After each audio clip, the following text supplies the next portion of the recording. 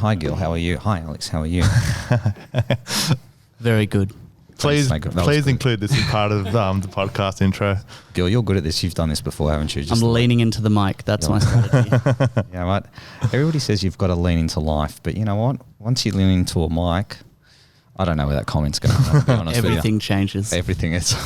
The world can hear us, and we're there to be judged and inspiring. And that, you know what today is all about, Gil? You'll like this because you're quite an inspirational person.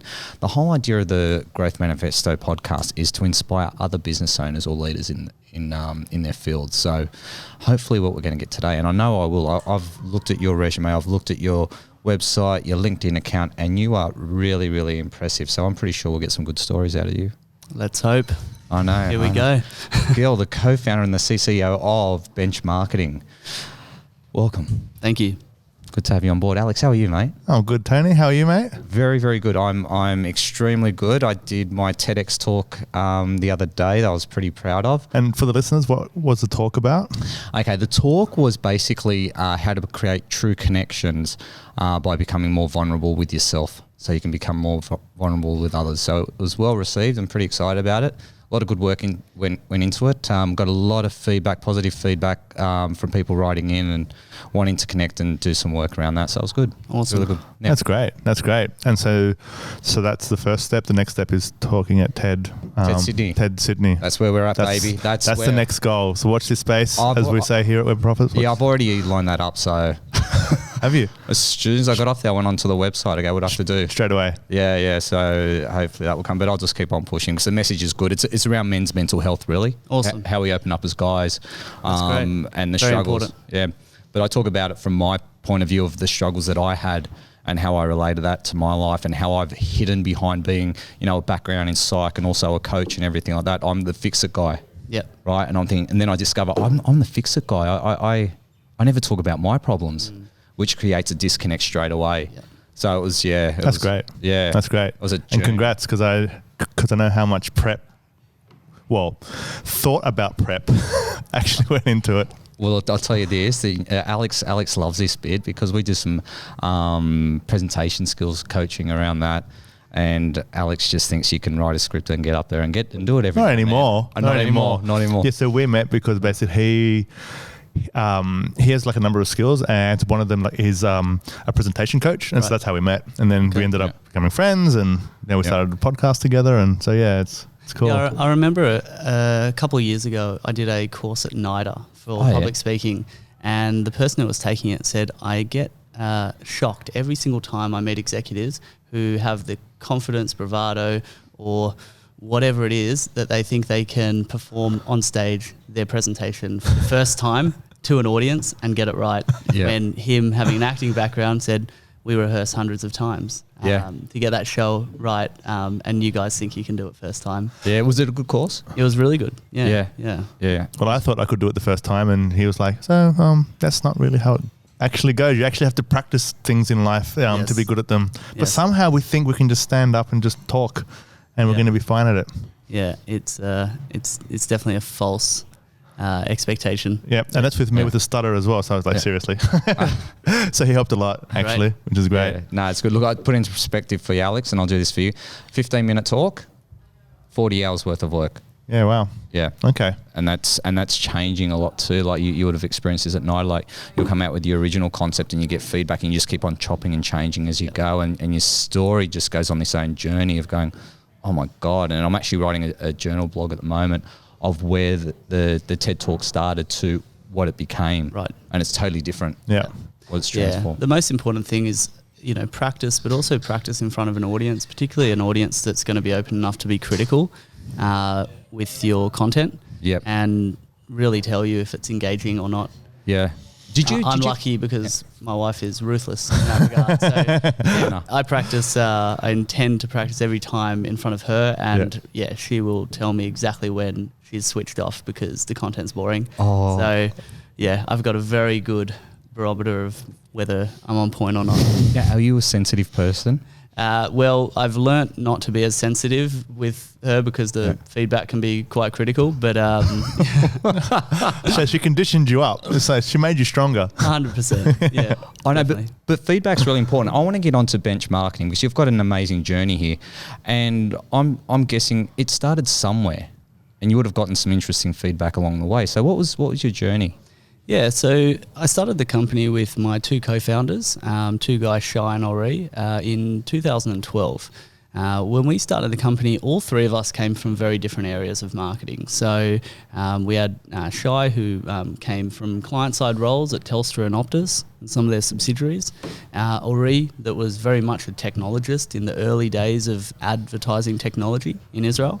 And myself, who sat primarily on the publisher side, working at a company called Online Marketing Group that eventually got acquired by Fairfax, dealing with about 30,000 different domains and the network that they were managing. So we all came from very different areas with a single purpose, which was to try to make technology more accessible and to allow brands in Australia to catch on to the growing demand for this thing called programmatic, which was a very early days concept which not many people knew about. And if you do a Google Trends search for the word programmatic in 2012, you'll see it's a tiny little sliver of a bar chart, whereas obviously now it's much bigger. Yep. Alex is... Yeah. So just a quick one. Tony, do you want to talk about your learnings around programmatic? Yeah, I Googled it. Okay. Yeah. Great. It's good. Something I'd be using in the future. There you go. That's a good summary. Gil, where did you start before this place? You know, because I kind of preempted you that I kind of wanted to hear about some of maybe your failures, some of the things which you tried in the past. And, you know, I think because I've done a lot of stuff that's failed, and I talk about that constantly. Yeah. But I mean, had you tried something in the past, like entrepreneurially, that had not succeeded, or was this like your first time starting a business like this? Yeah, so I guess I was lucky in the sense that I started business at a fairly young age. So I went to uni, and during university I was working full time, managing sales floors for a telco distributor, and then moved on to the role at Online Marketing Group, which was a part of the Fairfax network. About 3 months after graduating university, I started Bench. So this was my first proper venture. In earlier days, I did foray into e-commerce. So I think I would have been about 18 when I started my first business, which actually was, interestingly enough, I wanted to create something in the e-commerce space. So I looked up some of the trends that were happening at the time, and one of the trends that piqued my interest, which had a low demand for keyword searches, was shellac nail polish. That's huge now. Yeah, so you're ahead of your time. Very much so. So I set up a e-commerce site and ordered shellac nail polish from China and sold that.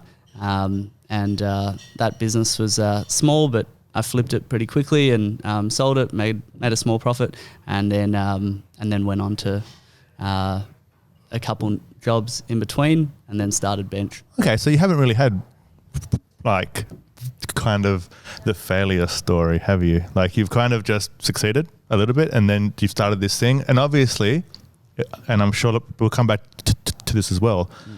The Bench story was probably not so simple, right, to scale that much. But like it seems like you've... So I think in terms of failures, there's probably been lots and lots of little failures along the way. So rarely would I have ever said I've stepped into something and then it's just been instant growth and success. Generally what I've kind of done is tried to manage those failures, and a lot of it's also managing your own emotions when those roller coaster rides go up and down. So yeah, I mean, in my roles at OMG and Fairfax, there was lots of times when we'd roll out new products or try different markets and not get the success we wanted. It might have taken us back a few steps, but then we kind of reevaluated, figured out where it went wrong, and then went back to the drawing board and back into the battle and tried again.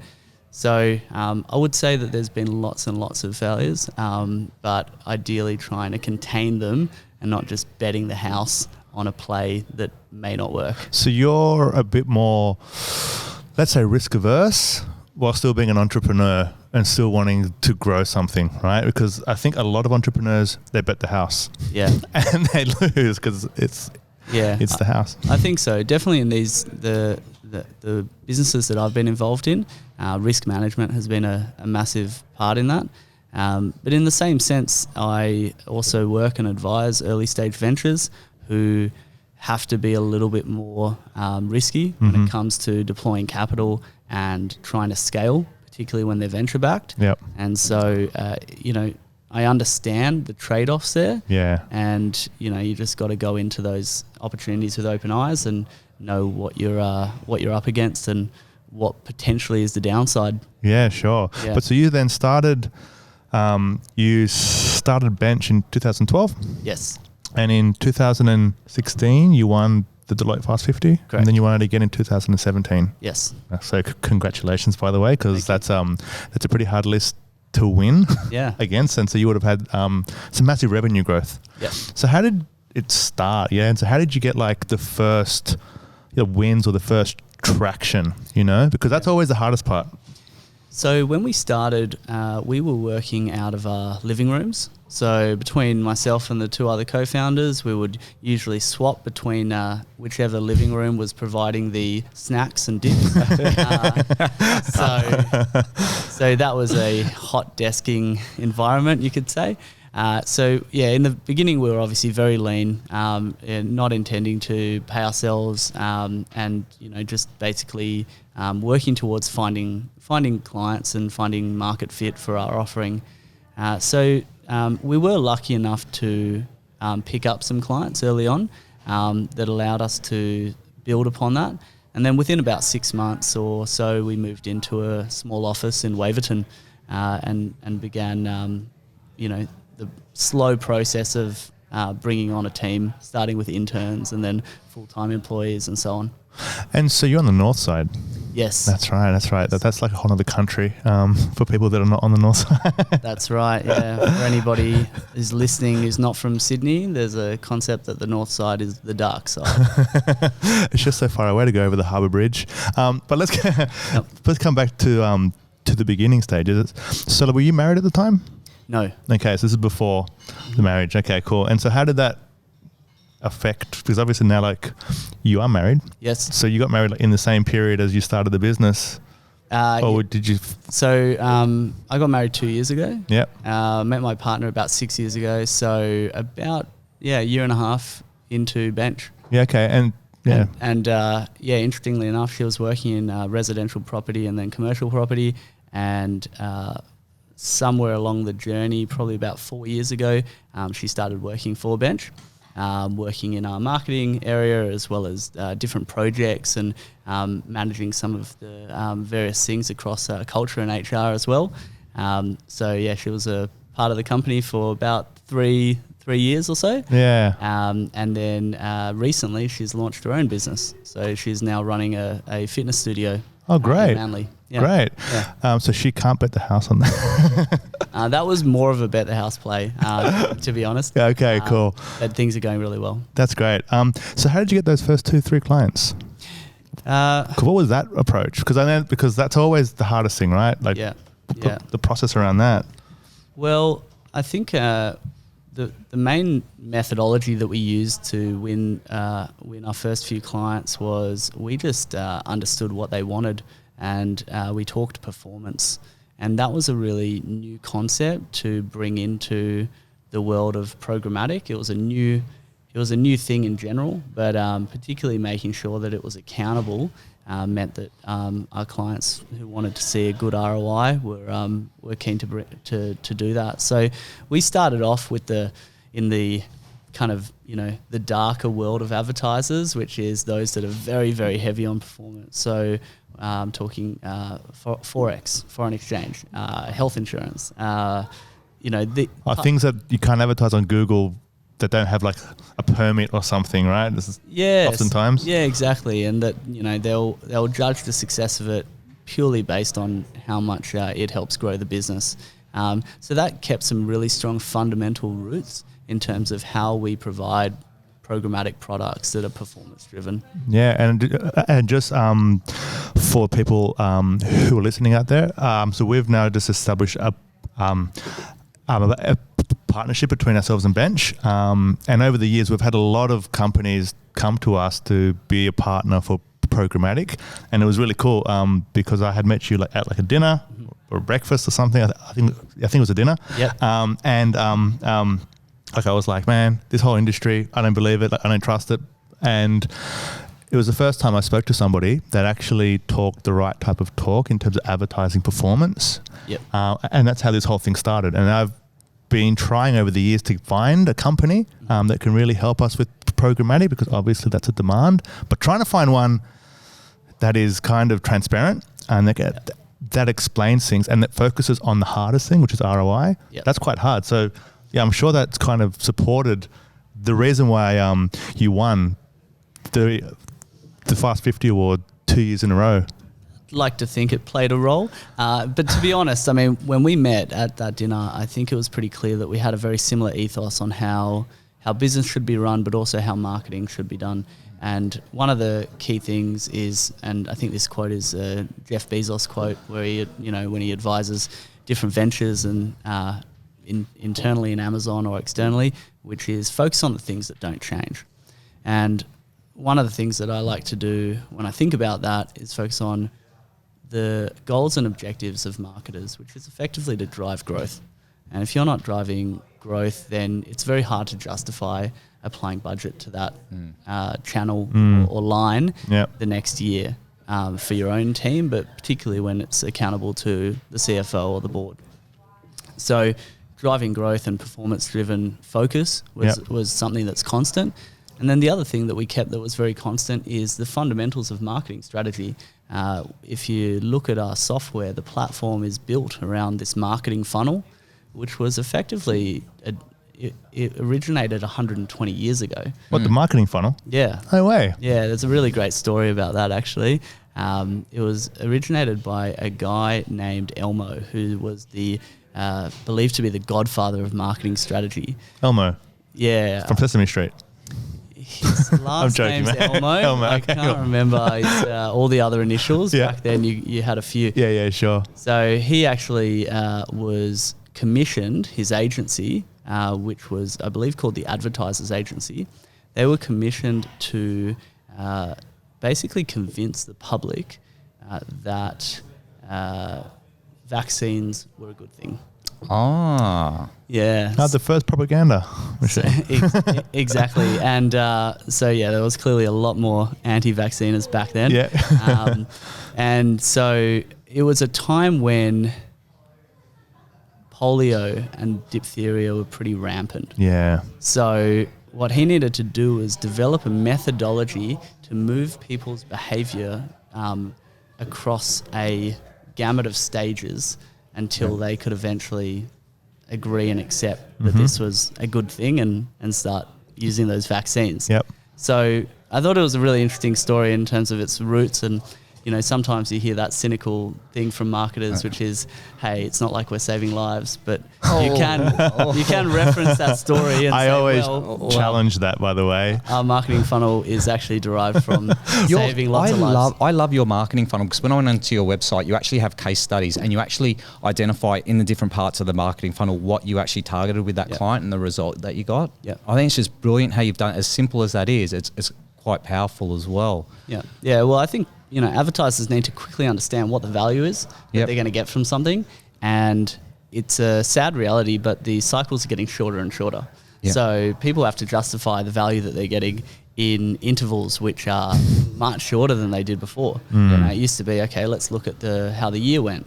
Then it became quarter. Now it's month, week, sometimes day. Particularly with your team. We're aggressive on speed and performance. Yeah, exactly. And the data's available now in real time. So if you can provide that insight, it's a huge advantage. Gil, when you talk about ROI with a client, are you specifically talking dollars, or are we looking at other things within it, like client retention or loyalty or things like that, or is it mainly just dollars that you're talking about? So the way that we look at goals and objectives is in that funnel. Mm-hmm. And each of those stages of the funnel is usually categorized by an objective. Mm-hmm. At Bench, we use a nomenclature or a naming convention for those objectives. We call them layers. So when we're defining layers, what we're really talking about is things like awareness, engagement, leads, direct response, acquisition.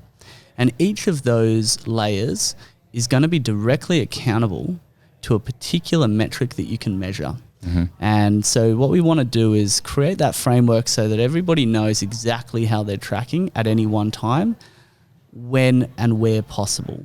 Some attribution is harder to measure, particularly over long time periods, and particularly the effect of branding and so on. But where possible, we do try to measure it, and where not possible to exactly attribute, we try to agree on assumptions that are logical and make sense for the business that we're working with. Sure. Now, you've had some really, really good projects in the past, and one that I'm pretty passionate about is the World Cup. Yes. And I'd love to hear the journey of that. What happened? Because it was a bit of a roller coaster ride. Yeah. For everybody involved. So yeah. Absolutely. Last year, obviously the FIFA World Cup was a massive event. We worked very closely with the broadcaster SBS, and they were entrusted again to run the FIFA World Cup. So we had a bit of a lead up to preparing for that. It was a massive event for a few reasons, but this particular year was the most televised, and it was on the most digital screens, and it was by far the most complex launch and an event that had ever been run by FIFA and also by SBS. So it was a huge technological challenge as well as an operational one. And so we launched it, broke all records. Really, it was a fantastic time, very exciting, and particularly for a football lover. I'm sure you were. I had a heart attack and then it was all back on again. Yeah, exactly. So it was good. Yes, yeah, saved by the day. Yeah. So what, SBS approached you and yes, what was the campaign? Yeah, just in terms of So we've been working with SBS for a long time, so we knew about the campaign in advance. The planning of it started probably 5 or 6 months ahead at least, and effectively what it required was to engage existing audiences and drive new audiences to the site and all the various catch-up and on-demand platforms to watch as many of the games that were playing at the time. Yeah. And so you approached it programmatically, obviously. Yes.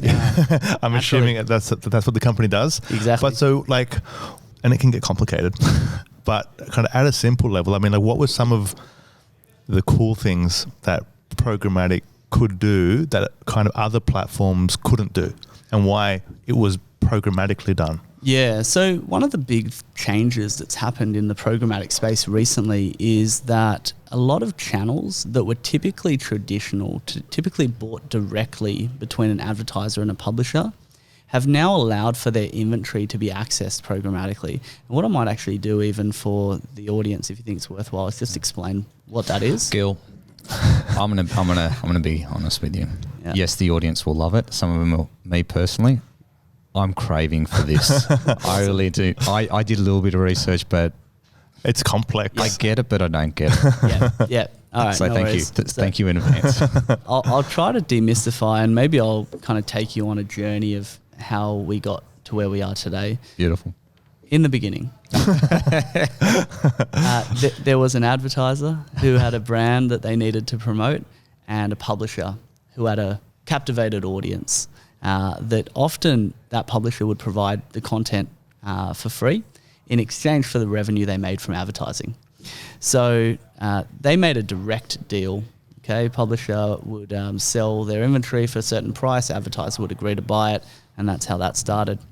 As the internet blew up and lots of websites began to be created, the advertisers needed a better way of buying inventory that was more relevant to them, and same, the publishers needed a more relevant way to sell their inventory. So what happened was the publishers grouped together and created networks. And networks effectively were groups of sites that were dedicated to sport or finance or travel. The internet continued to expand, and there came the birth of what we know now as the ad exchange.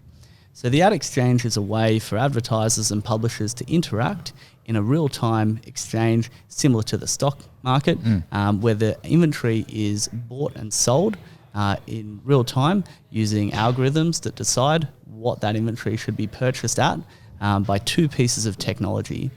And they are a demand-side platform which serves the advertiser's needs and optimizes towards the advertiser's goal, and a supply-side platform, which is a piece of technology that serves the needs of the publisher. Mm-hmm. Nice. And you've married it together. Well, and that's programmatic. Simple, isn't it, Tony? I get it. No, I do understand it. Awesome. Yeah. No, it's pretty cool. Yeah, and so just to expand on that to where we are today, now the capabilities are far beyond just advertisers and publishers meeting in the middle and bidding on inventory. Now what you can do is apply amazing levels of data and targeting, particularly around things like location. Signals from phones give off the location of various different users, and you can define how you want to show ads to them based on where they've been, how long they stayed there, how many times they visited. Other informative data that's being brought into the mix now is things like your interests and associations, and maybe transactional data based on what you might have purchased from Woolworths. Flybys. That's what Flybys is for. Oh, really? Yeah, that's how they use Flybys. Yeah. So, I mean, Woolies with their everyday rewards cards you can access that data through data providers, and basically it all culminates in where we are today, which is that programmatic is right now the best methodology for targeting your audience in the most specific way to make sure the ads are as relevant as possible. They are becoming much and much more premium. So it's not anymore that remnant inventory. It's actually the highest quality inventory. And the data sets that you're applying on top of them are more and more accurate. So for an advertiser today, it's really kind of the golden age. You can do more than ever before. It's a really exciting time. And similarly for publishers, they're also innovating in the ways that they sell that inventory so that they can also be profitable and allow for great content, quality journalism to come out the other side. I think what's interesting is, I think you touched on this before, is the places that programmatic can be built, because this was the first part, because I was like, hey man, this is like at the dinner, I was like, why would I do programmatic when I can just go straight to the platforms? I can tell you why, because I know now. Tony, why? No, go on.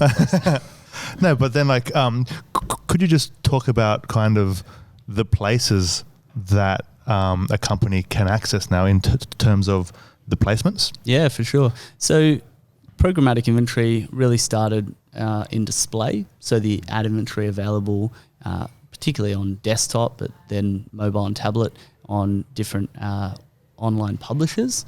Now it's expanded to everything from online video to native inventory, those interstitial ad units that appear within articles. And more recently, the innovations actually sped up, and it's exponentially bringing in channels that were never able to be purchased programmatically before. So today, we can purchase programmatic inventory from connected and catch-up TV devices. We can also purchase across podcasts. So radio is transitioning online, and audio is a huge element of programmatic buying. And most recently, there's a lot of innovation happening in digital out of home, and the ability to programmatically place inventory across screens in real environments. Of course. So just for people who didn't get that part of it, that's like the billboards. Yes. That's like bus shelters. That's like the parts which traditionally, like, you'd have to pay the printers so much to get the billboard put up, and they'd have to go up there and then have to change up the sign. But now it's a screen. Correct. Instead. And that screen is accessible programmatically through the ad exchange. Is that right? More and more so. So there's a lot of connections and partnerships happening between the technology and the hardware to allow for that inventory to be purchased programmatically or digitally, depending on the capabilities of the particular market. We are following very closely behind some of the most innovative markets that exist, particularly in Asia, including Korea, over to innovation that's happening in the States. So we're doing good things. So what's a cool example of how a campaign could work between the phone and then the bus shelter and then voice? Like is there like an example which kind of will put it together for people? Like if I'm, or potentially this could be, say, for example, the SBS example, right? Like is this some parts that were taken into account, or like, is there kind of like a way to kind of like envisage it? Because I remember you came here and you told a story about how it could be used. Yeah. I just don't remember what it was. Yeah. So first, maybe even for listeners, it's worth mentioning why you would want to run ad units on multiple channels. And there's a lot of great data there. There was an excellent piece of research from analytics partners on the effectiveness of adding more channels into the mix. And as you add more channels, the advertising gets more effective.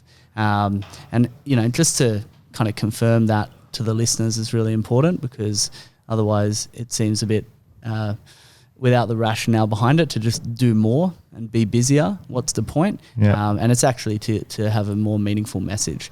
I think the other thing to mention is that we as consumers are engaging content everywhere. So we live in the world where we're walking across streets, we're seeing billboards, we're engaging in TV shows, we are listening to the radio, we're doing all of that. So you need to find those touch points that are most meaningful.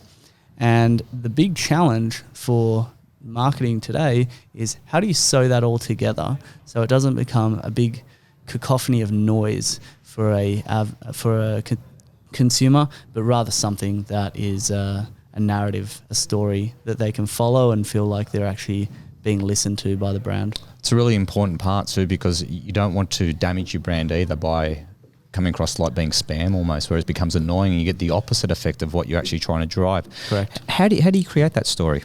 So on that point of not damaging your brand, there's been huge innovations in the topic of brand safety.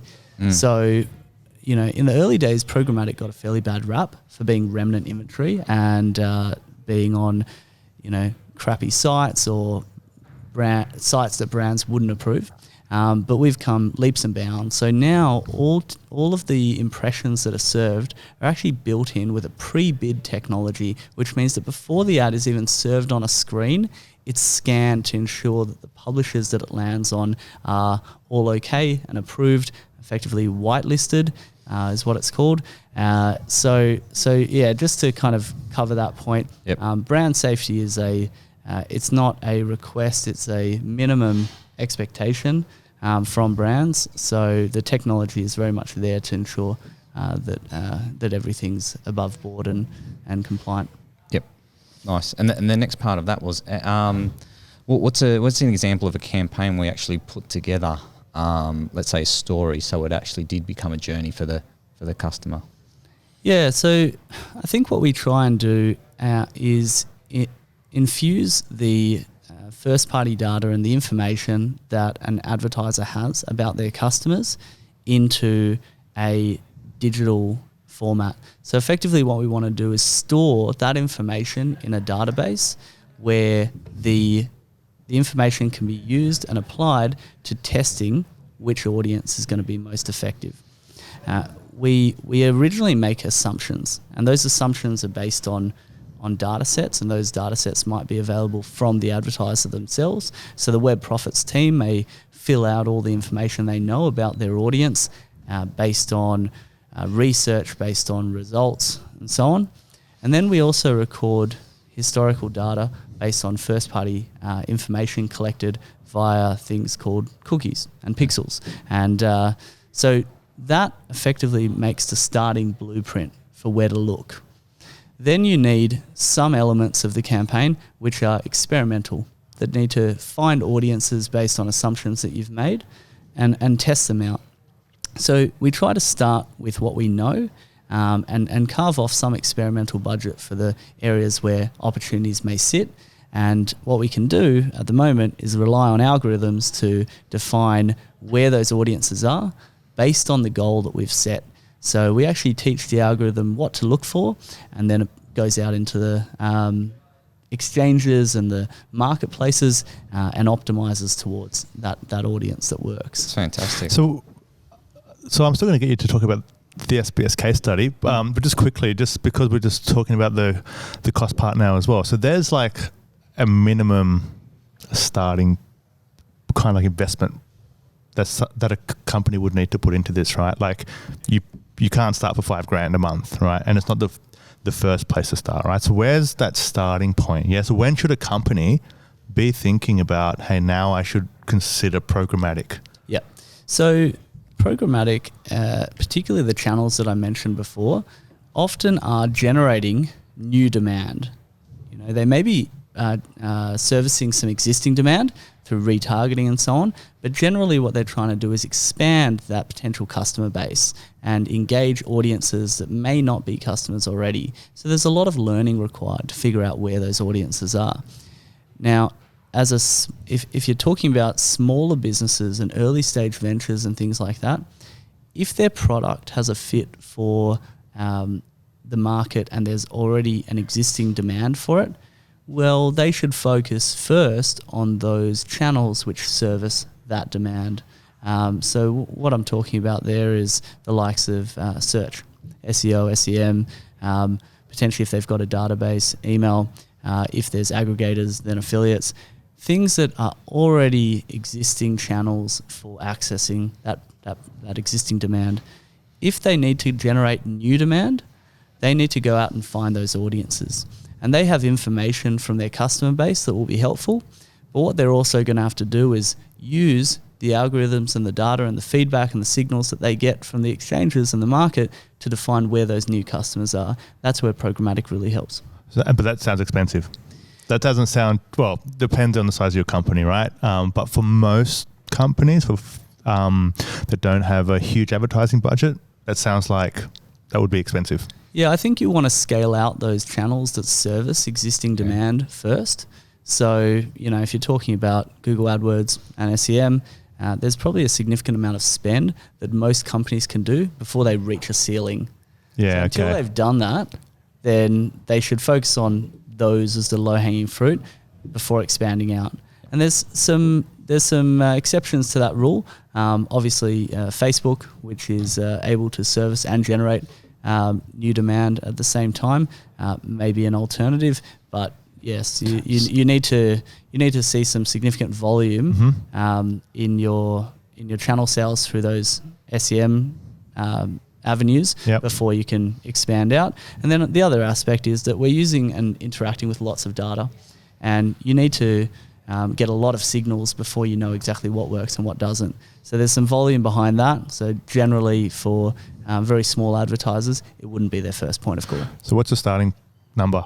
It depends on the channel. Yeah. It really does. But I'm sure there's going to be something where it's like, look, not 10. Look, not 5.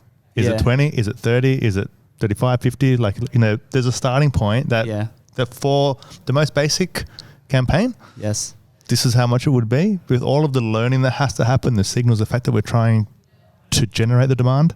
Yes. You know, like where does it make sense, you know? Yeah. Without shying away from that question, I think You're such a good politician, by the way. What I can tell you is this. But sorry, you go. Yeah, well, I'll try. I'm just trying to get the listeners an answer that they can think programmatic is this or not. Yeah, I'm trying to be accurate, not broad brush. Got it. Yeah, okay. Definitely don't want to come across as Switzerland, but I think it does depend on the goal that the advertiser is trying to achieve, as well as the channel or channels that they want to engage with. And those are going to be dependent on what's most relevant to their audience. But to give you an example, if you were to run a programmatic campaign only looking for new customers and starting with only one channel, let's say it is display across all devices, being desktop, mobile, tablet, I would suggest that you would not want to engage in that channel until you've maximized some of your existing channels like search.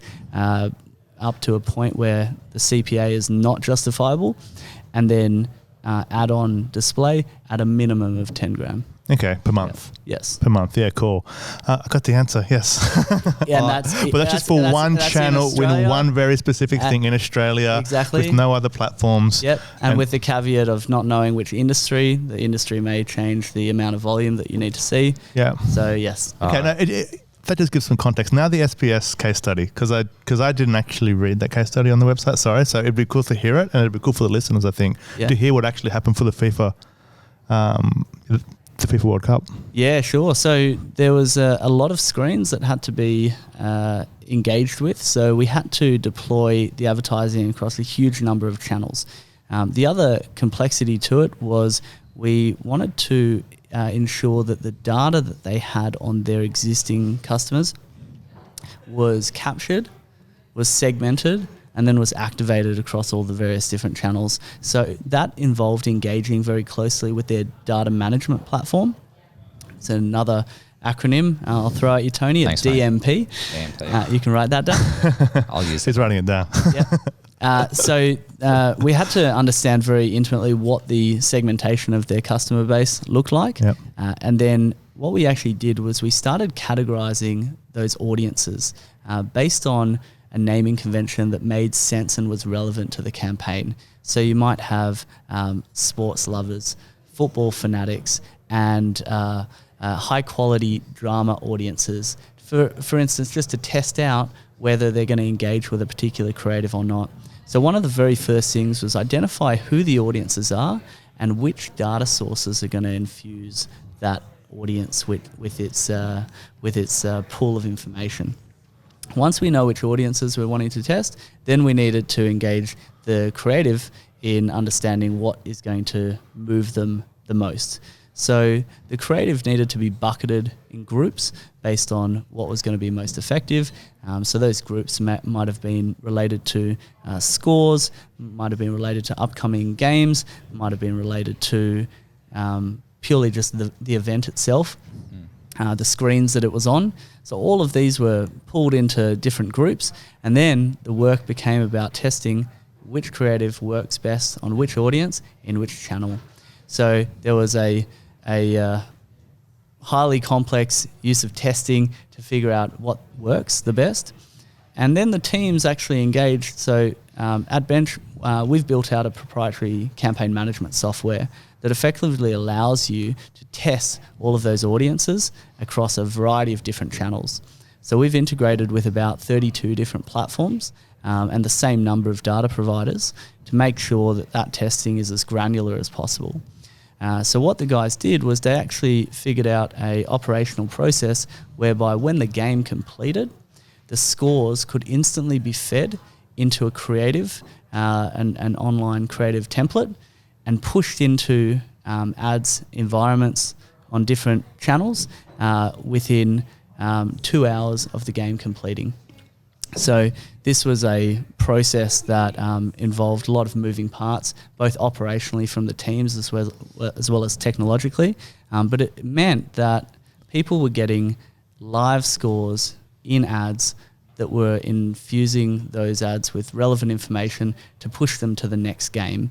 And that level of kind of real-time reporting, which is something that, I think the news aspires to do from a content perspective.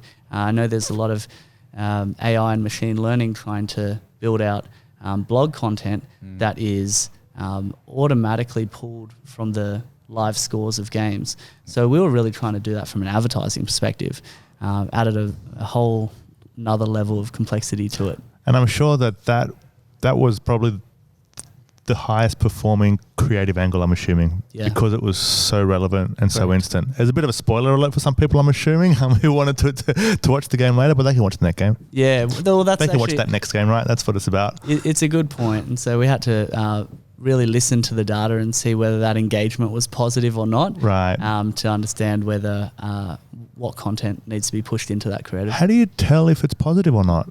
Like, what's the kind of metrics that are being looked at there? Yeah, so I think it depends on the ad itself. Yeah. If the ad's something that the intention is for people to click through, then obviously we're measuring clicks, and then on the site, different engagements, dwell time, and things like that.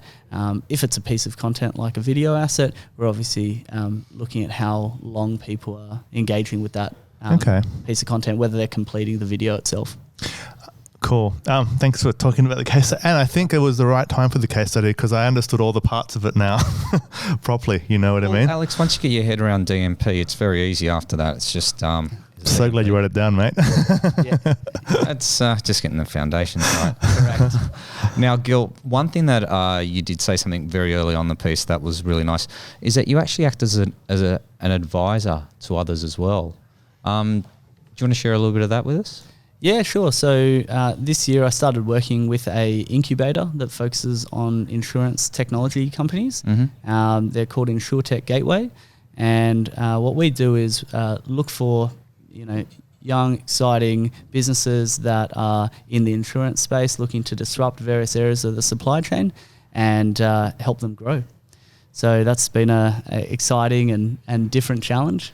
Have you actually met a few of these people and gone, you could really relate to either their nervous energy or their hesitation or things like that? Well, you get a very big mix when it comes to founders. Some Sorry, I'm laughing because I know that big mix. Yeah, exactly. So and various different personality types. Obviously, whether sort of technical or sales focused or whatever else. So yeah, I mean, how they come across in different environments also depends on how comfortable they are at the time and what's at stake. You really want to just try and understand as best as you can how their synergy exists between if there's more than one founder, as well as what their product is, how much traction.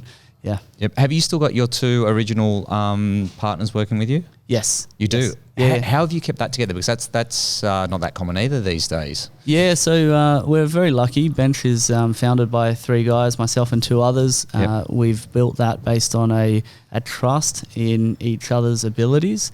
And now we're lucky enough to have a amazing team behind us, which really is, I think, the biggest testament to our growth is the talent that we have in those walls. So, I think I carry the same philosophy as the other two, is that we're aspiring to provide an environment that's exciting and that feels safe and it's a great place to work, and the rest sort of takes care of itself. Yep, sounds like a lot of fun. Alex, it sounds like Web Profits as well. Exactly what. Yeah, we have a lot of similarities in terms of the culture and the people just get on well. So it's a similar style, right? And that's just coming back to the time that we met. We share similar beliefs. And I think that seems to permeate through your company as well, which is great to see. Absolutely, and we're lucky enough to have two members of our senior leadership team, which were pretty much our first two employees, still with us and happy, I believe. Yeah, exactly. It's all about it. Here you go. The three of you sitting down, when you first started in the origins of this, what made you believe that that bench was actually going to work? Well, I don't know if we actually believed that it was going to work, but we definitely believed that we were going to give it a go. And effectively, when you're starting out in business, that's the main thing you need is the commitment to giving it a go. So once a founder decides to take the plunge and leave their day job and give it the best crack possible, they've already dived in with both feet. So the only thing you can do is continue forward and do your best. I think there were some early signals in the early days that we were onto something good. And I think, one of them was in about a year, we picked up a client that was way too big to have gone with us, but for one reason or another, trusted in the vision that we were that was driving us, as well as the technology and the solutions that were being provided to them. So, effectively, we continued our motivation by getting more and more votes of confidence from the market. Similarly, as we continued on, we started attracting better talent. And so, again, that was another motivator that things are going in the right direction and we should keep going. So all of those little things, in the roller coaster of running a company, the little, what's the Mario Kart boosters and finds along the way. There were all those little boosters that kept us going, kept us, motivated to go for the next stretch. For the next one, and it's so important, isn't it? Just getting those little milestones and people backing you and go, hey, you know what, you're doing a good job. Yep, absolutely. Yeah, the boosters are important because there's a lot of time when there's no boost. Yeah. You know what I mean? Yeah, that's right. It's the majority of your life. There's no boost and then there's a boost. Yeah. It's like playing golf. It's like that one good shot just keeps you going back, Yep. You need to find that motivation and stay positive, really. How do you stay motivated? Like I said, besides surround your wife? Because I know she keeps you on track. 100%. Well, she's been a huge support for me and definitely lots and lots of good times and bad. So surrounding yourself with really positive people that are of a same mindset, which is that, we're all human, we do our best and, we try to learn from the mistakes and move forward. That's a big part of it. The other thing I believe is just to try to, adjust your physical state where possible and try to, feel better physically. That can also help with, mental health. You probably know a lot about this, but finding people who can share the challenges with and that you can express the hard times to as well as the good times. I think that's super important, and it's only getting a platform now. So it was really interesting to hear that work that you did at TedX around vulnerability because, obviously there was a good platform for that with Brene Brown and other speakers. Oh, absolutely, which I'm sure you're across. And so, to share that with people that, may not feel comfortable being vulnerable is really important. Yeah, it's something that I focus a lot on in leadership, where I get leaders to actually become quite vulnerable on what are their deepest, darkest moments and how they've reacted in those situations. So what's their default position then? Because it's going to come out, as you guys know, in all different ways. And once that's out, then people get to know, they go, oh, okay, you're going through that.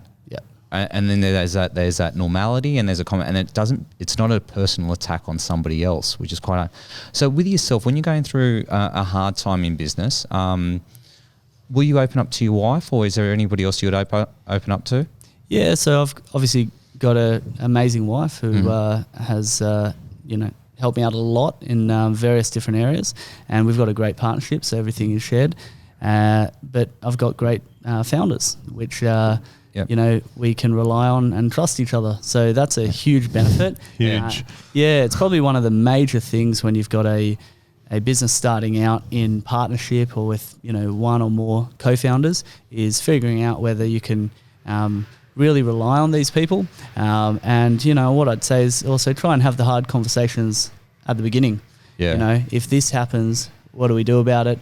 Understand all of the ways of working and have a really transparent conversation about that. And that can be a huge benefit down the track. How did you establish that? Well, I think because we had a good foundation of trust, we could kind of bring things up as they came around. But I would definitely suggest for people starting out and looking at opening up a partnership with somebody else to try to flesh out all of those things as early as possible. It makes it much easier when everybody's agreeing to get things on the table than when there's a disagreement. Yeah, absolutely. Oh, that's good, man. That's good. That's like I like this chat. I can have this chat for hours. So I don't know on the place where you want to take it next, Tony. Oh, no, I was just going to say in that, I think one of the foundations is that you were all mates in the beginning, but you're willing to have that, they talk about having the tough conversation.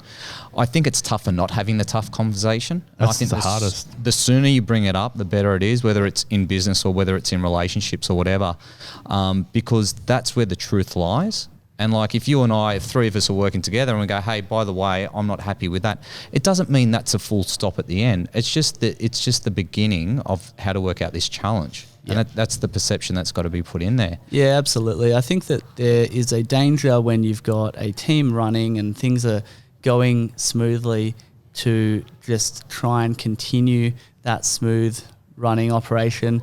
But there's a concept by a guy named Ben Horowitz. He's a venture capitalist from, I think he's based out in San Fran, but he's got offices in various different areas. But he talks about this idea of sharpening the contradictions. So really honing in on the disagreements and really understanding what are the root causes behind that, instead of just sort of rounding the edges and, getting everybody to agree and compromise for the sake of moving on. Well, that's the mistake that people make in leadership. They go, "Oh, we'll just round the edges and we'll try to make it nice and that." But it's worse. Well, it comes out, and if there's a real issue that's a bugbear for somebody, it will come to the surface in unexpected ways, and probably in ways that are going to be damaging for the business. So, you really want to find that out, put it on the table, and work through it for the most part. To ensure that things are happy when you're in a downturn as well. So when things aren't going well, you really want to make sure that people are banding together and not separating. How do you do it at Bench? I think we have a approach of open communication. So, and this is an ongoing focus that we try to do, which is when things are agreed upon, hopefully they're done in collaboration with the team.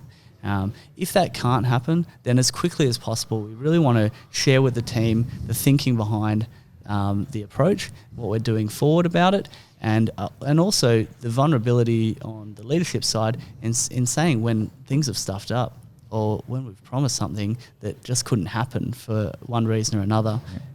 That open communication ensures that everybody's on the same journey and we're all focusing on the same goal, and it allows you to get things wrong if you fess up to it and make sure that you're doing something about it. Okay, nice. Yeah, certainly the partnership of the founders and the trust between them is everything in business. You want to, as much as possible, be focusing outwards and not to be focusing inwards. And so if you don't have that trust, probably the business is not going to succeed anyway. There have been some examples of some companies I have invested in where the shareholders weren't the most aligned, and yet the business succeeded kind of independent of that, just because it was such a good business. But I've seen a lot more examples where, because of that trust or the lack of trust, it just doesn't succeed, right? Because it's so difficult anyway. It's so hard. And even if you have the trust and the partnership is strong, it's still difficult. And so if it's not there, it's almost impossible, Yeah, I think if there's a toxic relationship, then the business will not be resilient to a downturn. It won't. It might succeed because there's upward trajectory because of market trends, but if there's a downturn and you're not winning, then those are the fabrics that will break first, which are people won't start getting along and sharing things, and they'll start hiding their work and not being accountable. There's an amazing framework by a guy named Lencioni on building a foundation of trust, and that allows for healthy levels of conflict, and then engaging teams. It's I'll find the resource. That's great. It is. I mean, like the last thing I'd say on trust is trust, I think, lies within yourself. Do you trust yourself to actually communicate that message across, and do you trust yourself enough that you're saying it's for the good of others and not just for yourself? So there's a lot of trust within yourself before you start to trust others. Yep, absolutely. And that's where it comes from. And that's where in leadership I always say, do you trust that you're actually doing a good job? Do you trust your judgments right now? Do you trust that you're able to respond with whatever is actually thrown at you? Yeah, for sure. And I think that it's also okay to let people know that you do doubt yourself, and that comes around for everybody. And that imposter syndrome is real, and it rears its ugly head at the worst times. So, just to have that acknowledgement that there are other people that feel that way, who are in what would seem like the most successful positions, is something good to keep in mind, to know that, you're not alone when those things happen, and really to, try and engage with people you trust in sharing those feelings, and then you can work through them. Internalizing them, it just makes it a much harder thing for everybody. So. It definitely does. Gil, I'm going to say thank you so much for today's journey into programmatic marketing. I've actually learnt a lot. Great. And I'm Wrote down some of the acronyms. I did. I got DMP, and there's You didn't write any other ones. So I'm many. looking. So you remember Send a vulnerability? glossary That's the after. only one I wrote down. No, but on a sincere note, thank you so much, because now I understand it. I get a gauge of what you do, and I find out how powerful it is. And Alex, you asked some brilliant questions around the SBS stuff, so I really appreciate that as well. So in saying that, where's the future now for Bench? Where does it lie for you guys? Yeah, so I mean, we're really excited with where things are at with the programmatic advancement of new channels. So we're about to launch digital out of home on the platform, which is really exciting. That's another tumbling block of traditional media that's running into the programmatic realm, and we're going to see more and more of that. So we're expanding our media products. Our platform is constantly innovating. We've got an awesome team that work on that, both locally and overseas. And effectively, the more businesses and that we can service and provide an easier way of accessing programmatic and demystifying it and understanding how to get the best out of it, the better. So that's our focus. Awesome. Now, people want to get in touch with you. How would they do that best? So you can obviously get in touch with the website, which is benchplatform.com.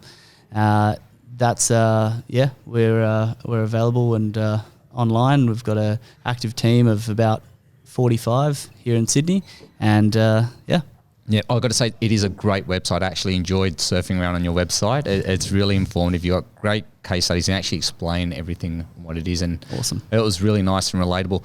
Most important question I want to ask you now, Gil.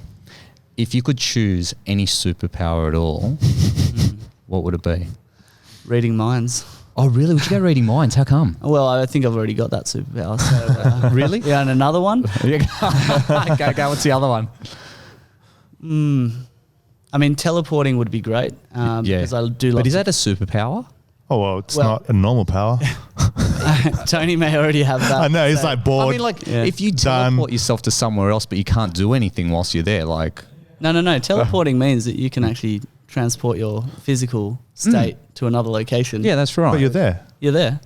Okay, it's then not what? just to think about it. I suppose if that was the case, then I can teleport now. Okay. But I like to travel a lot, so if I could travel quicker, then teleporting would be an awesome superpower. Was it that movie? Was it Jump? The one, he teleports all over the world. Like he Jumper? Jumper. And he looks at Yeah. a photo and he pops in. Alex, what would your superpower be if you could choose any? My superpower. Man, I'm just not that creative. I like teleporting too, but just because it's already been said, probably flying. Flying. Yeah. Because it's always fun to have flying dreams, right? They're the best dreams. And you wake up like, damn, I can fly. Yeah. Surely I can fly. I don't try and fly. there are I just ways try to and get hover, I'm like, come on, I can I can levitate. Yeah, I like and I'm trying and I'm like, meditation. I'm like, no, it doesn't work. I Okay. tried that too. Yeah, you got to go deep. Got to go deep. I'm still practicing. I've still got the apps. Yeah. Yeah, I think you have to get out of the apps to be able to levitate through meditation. You got to finish the course. You got to finish Headspace. That's right. It's 600 sessions. Yep. Just quick one before we finish, because I know you're about to wrap it up. Yep. So is your TEDx talk online somewhere? It will be. So they're in edit at the moment. So they said hopefully before Christmas. What's the title? So if someone wants to search, because this will probably be live, probably after that's launched. Sure. We're actually going through a title at the moment, and I think it will be I Love You Mum ? Cool. And it's from Tony Kiss on Kiss. TEDx, yeah? Tony Kiss. So that will come out. But yeah, Gil, Awesome. you've been awesome. You've been inspirational. I love what you've done with two other mates. I think it's really, really cool. Pleasure. And thank you so much for coming on board. It was great to be here. Yeah, thanks, very Gil. much. Yeah, this has been Cheers, awesome. guys. Thanks, man. Thanks for listening to the Growth Manifesto podcast. If you enjoyed this episode, please head on over to iTunes and give us a 5-star rating. For more episodes, please visit growthmanifesto.com/podcast.